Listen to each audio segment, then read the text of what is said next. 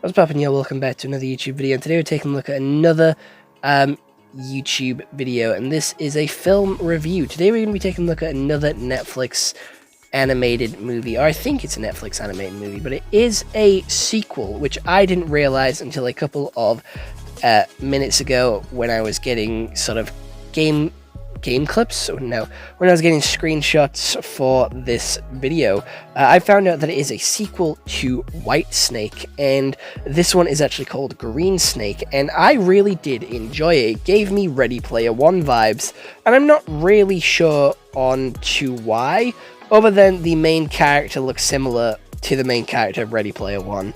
That's like my only reasoning, and I don't know, it just felt like Ready Player One with the stuff that they were doing and the stuff that they were sort of going on about in the movie. So I definitely did enjoy it. So without any further delay, let's head over to Google and see what they have to say about this movie. So you can watch this on Netflix. It has a 6.8 out of 10 on IMDb, a 71% on Rotten Tomatoes, and a 2 out of 5 on Common Sense. While trying to find her sister from whoever's clutches, whoever winds up in a dystopian city and meets a mysterious man who can recall his past life, who can't recall his past life. So what happens is Green Snake is fighting with her sister, White Snake, and they're absolutely getting shit on by a monk, and they both end up dying. They end up going to this spirit realm, this dystopian land, where there is demons, humans, creatures, harpies, octopus, men, bull creatures, and oxes running around owning the streets. However, every couple of days, every couple of nights, there is these like jade demons, these ghostly ghouls that come down and attack them, and these ghostly ghouls are spirits of those which have been bitten by these ghostly ghouls. So they're kind of like vampires, which only come at a certain time and do disappear during the day.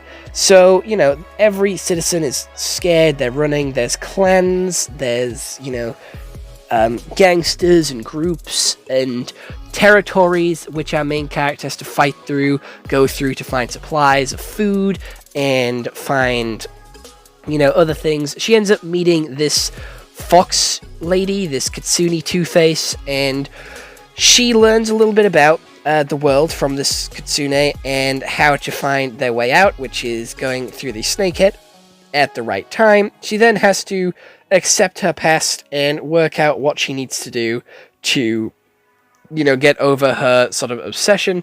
So she goes to this bus driven by a spider lady and opens up a portal to the monk's dimension, where the monk continues to scrap her. She constantly loses and gets thrown back out of the portal, and the guy is constantly fighting to protect her. The guy gets captured by the bull dude, and the bull dude basically makes him reveal the identity, and he realizes that he's not the sister, and she realizes that he's not the sister, so they fall out, but they befriend each other when they save each other and manage to escape. They then run towards the snake's head because she defeated the monk, because the monk technically gave up, so she didn't really do much, and then that takes away the ox's power, and they manage to get very close to jumping through the snake's mouth. He ends up getting bit by a demon and carrying her through the portal, killing himself in the process. She then goes to the human world in basically present time, and in doing that, she goes and makes the bone hairpin from the museum, and then meets her sister again, who's been reincarnated one more time. And that's the story. I'm going to be honest, animation is fucking flawless. The animation here is fucking superb. It is a beautiful, beautiful animation, and I like all the colors. Even in a dystopian world, they managed to make it bright and colorful with the characters, and the character designs are really interesting, with the horse and ox people being evil, fighting against the birds, harpies, squids, and stuff like that. It just gives this world more diversification, and they do have this world being set to be a random sort of wasteland which is ever changing, but it does give it some rules which it does follow, and I like that. I like that there's certain rules, I like that there's certain followers, and it's just really good. It's just, the rules and the world building is incredible. We start off with a battle, which we don't actually get an explanation to why they're doing this battle until later on in the series. movie, not series, and we have the sort of guy be mystery covering up his face for most of the movie as well. And we do kind of work out that he's a sister straight away, and then we get, like, thrown off by saying that he's not, and then we get put back on the track with, like, oh wait, he actually was. And I feel like that's over convoluting and sort of throwing off your audience too much, because there's no satisfying thing by being told that he is, and then being gaslit into thinking that he's not, to then be like, ha, I was right. It's like you're watching a movie with someone, and they guess the plot straight away, so you have to gaslight them, and then it's just like, well, I was right, what the fuck was the point? And it's good to gaslight them, to, like, make them believe that they're not right, to keep the mystery going, but they're inevitably going to find out anyway, so I don't really see the point in gaslighting them. Like, I do see why some people would do it, but it does feel like that's what the movie's doing to us as the viewer, and it just doesn't really give a satisfying conclusion. I'm going to be honest, I was upset with the fact that it was the sister. I was more hoping for it to be the sister's boyfriend, because that was another big story point that got driven throughout this movie, where the white snake had a boyfriend and the green snake was upset about it, and the green snake was constantly going on about how could she betray, how could she be upset, how could she do this to me. I've been betrayed by my sister. She got a boyfriend. This boyfriend's evil, and he ruined my sister. And then I thought it'd be a really good opportunity to put this as the boyfriend, to make the character, make the character the boyfriend, and then have her fall in love with the boyfriend, to be like, oh shit, you know what, he isn't actually that bad and my sister was right. Maybe not fall in love, but at least get to know, and then they can go save the sister at the end of the movie, and then she can have her boyfriend with her sister supporting her instead of going against her.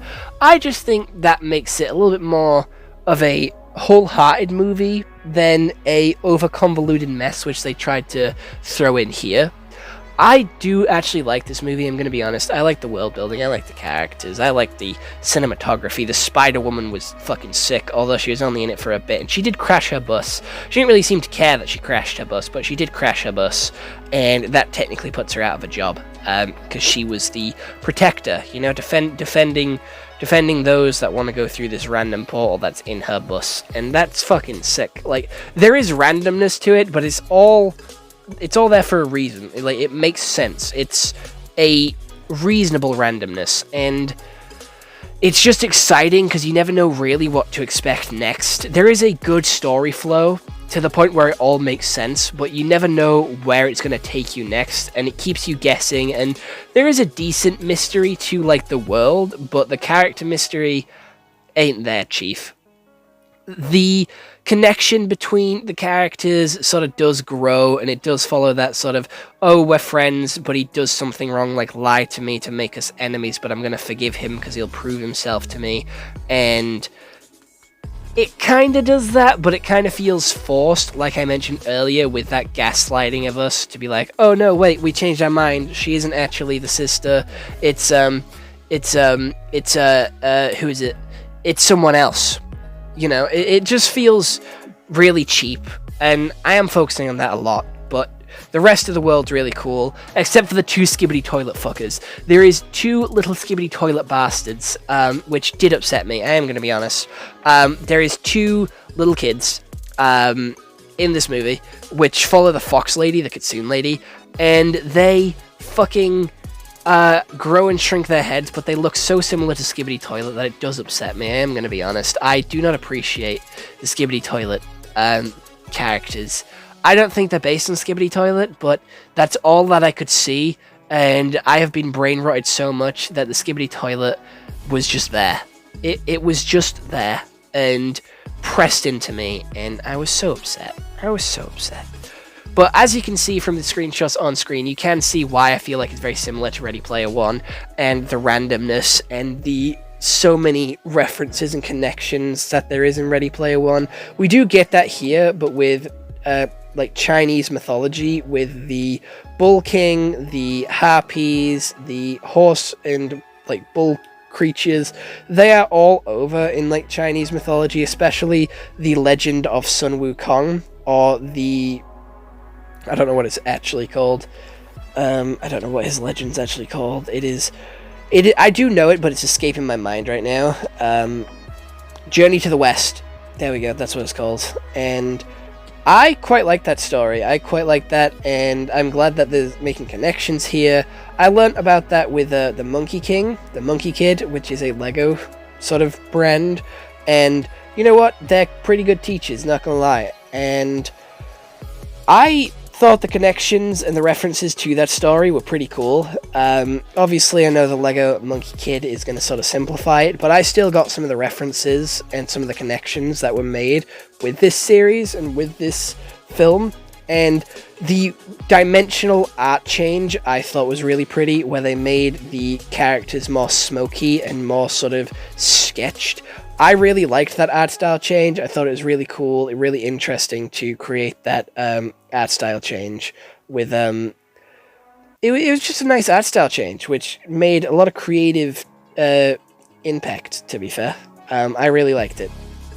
Other than that, I don't really have much else to say about this movie. I thought it was a really good movie, and I do recommend you go watch it if you do have any free time.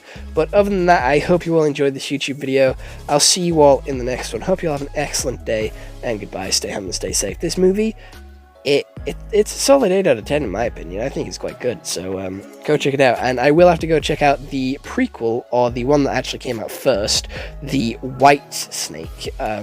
I don't know if it's on Netflix or if it's somewhere else, but I'll try and find what it's on and go check it out, because I am quite interested to see the story of the world, and maybe to find out more about why they were fighting that monk.